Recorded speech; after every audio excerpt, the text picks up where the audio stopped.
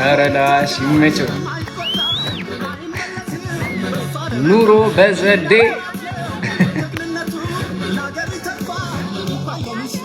አሪፍ አቀራረጽ ነው ደግሞ በዛ ላይ የሚቀርጽ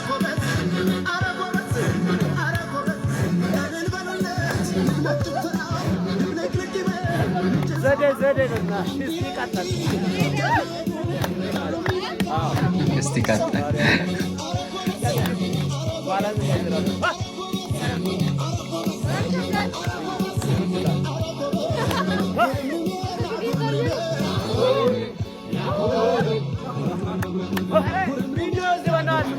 ይመቻቸው።